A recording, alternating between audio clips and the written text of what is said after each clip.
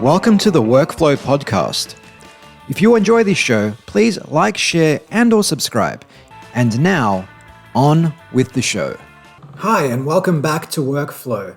So many people I speak to spend so much of their time on what amounts to rudimentary, process-oriented work, admin, and things of that persuasion.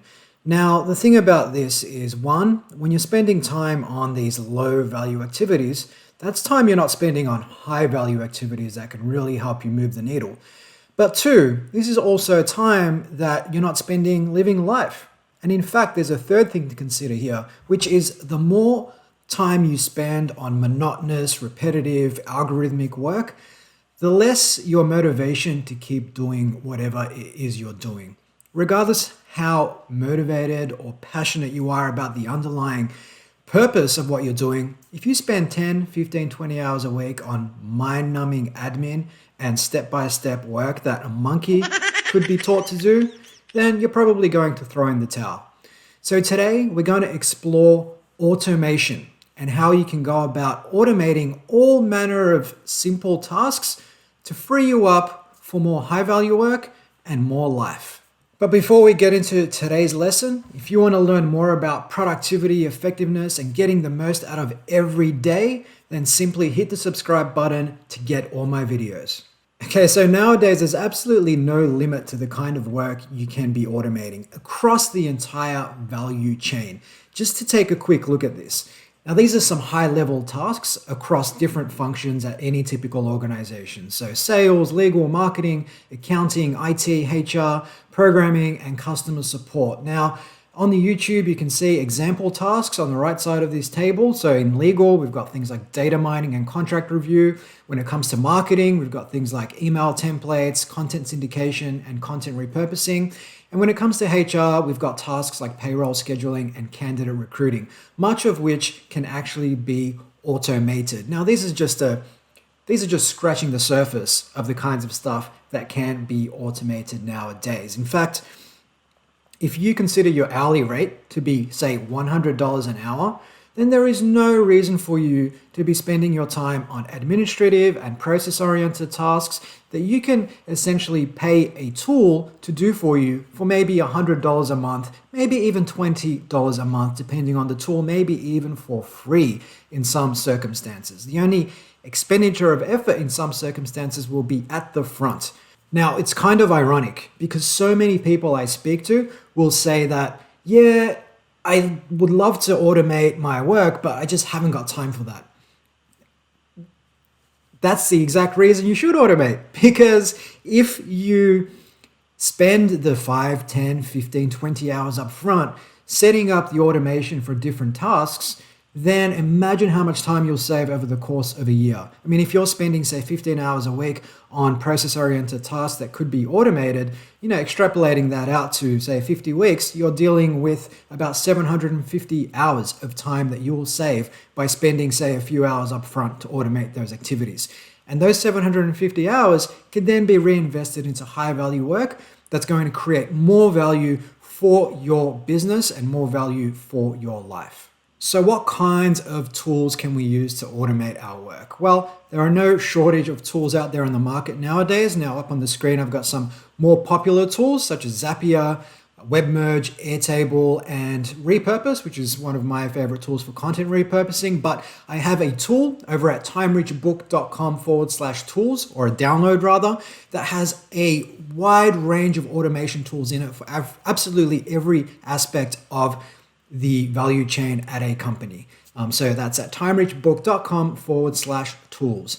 So let's explore some of these tools up on the screen right now.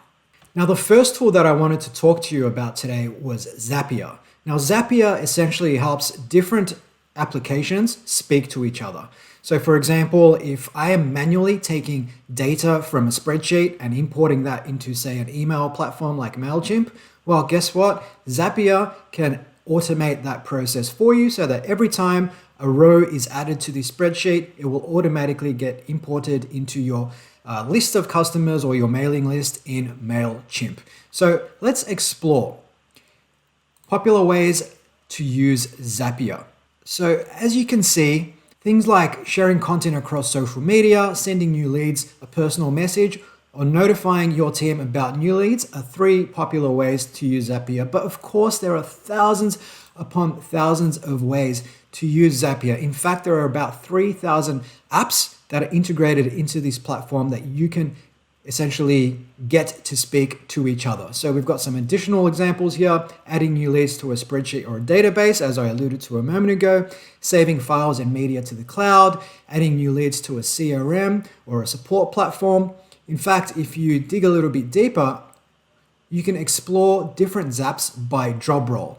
And as you can see, everything from accountant to facilities manager, fitness coach, marketer, operations professional product managers, recruiters. There's no shortage to what can be automated these days using Zapier. So different workflows, for example, when it comes to recruitment. Now, just last week, I had a conversation with a recruiter who was just overwhelmed with the amount of work they had to do. And when I dug a little bit deeper, it seemed like a lot of the work they were doing was really process-oriented and it can be automated. So for example, if you are a recruiter, you can find popular Zaps such as adding new leads to a spreadsheet or database, saving files and media to the cloud, and sending new leads a personal message. So if someone applies for a role, sending them that personal message, for example, would be one way to go about doing that. So I've only scratched the surface of what Zapier can do for you, but just remember, every time you find yourself moving information or data from one place to another, that's something that Zapier can help you with. And an alternative tool in this space is If This Then That, or IFTTT. You can check out both of those tools online, and I'll add links to the show notes for you. Now, another tool you might want to use is Airtable. Now, Airtable is essentially like a spreadsheet meets a database. So the spreadsheet is updated based on a third-party database that gets updated. So the spreadsheet gets updated in real time, but it's also something that you can share with other members of your team. So how might this work in practice? Well, as you can see on the screen, Airtable has a number of templates across almost every function, almost every sector. So we have HR and recruiting, we have legal, we have marketing, we have PR and communications, project management, real estate, you name it. So if we go down to, say, HR and recruiting, we find some templates there. We've got applicant trackers, employee directories, employee onboarding, expense tracking.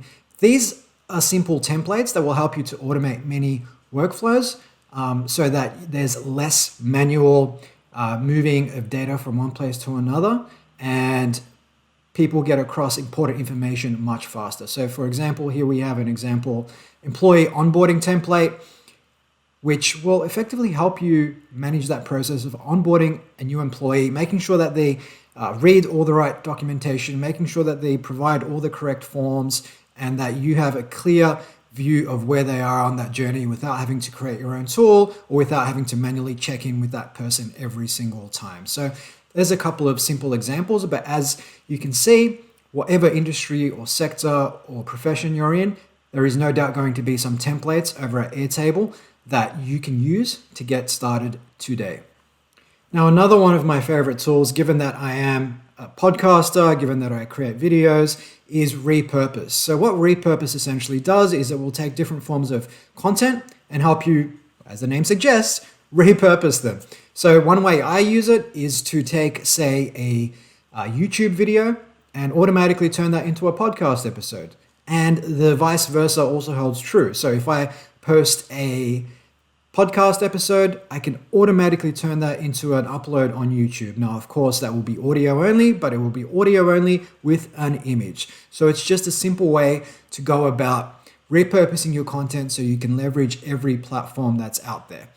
Now, of course, there are other things you might want to do. I mean, aside from using off-the-shelf tools, you can pay people to build simple automations for you for not very much. Now, for example, the tool you see up on the screen is a simple proposal generation tool that we paid someone about $1,000 to develop for us. Now, they used a tool such as WebMerge to help build this, but essentially what this enabled our team to do was to automate the generation of client proposals or prospect proposals. So rather than us creating them from scratch every time, rather than having to circle around the team and find old proposals and update those, you would simply select the client name, the modules that they were after, some pricing information, and you'd click generate. It would generate the baseline PowerPoint presentation, and then you might just spend 5 or 10 minutes customizing it a little bit further for that prospect, and it would go out the door.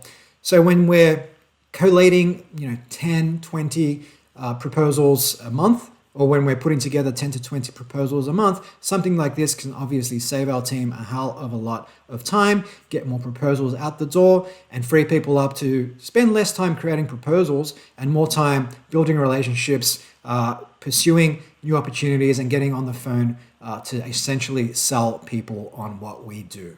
Okay, so today I've covered some simple ways you can go about automating tasks, but like I said, we're just scratching the surface here. But ultimately, every time you find yourself doing something more than once, every time you find yourself moving information from one place to another, every time you find yourself doing something that's a step-by-step process, that's rudimentary, that's somewhat monotonous, chances are you can automate that for $10 to $100 a month and free yourself up for more high-value work.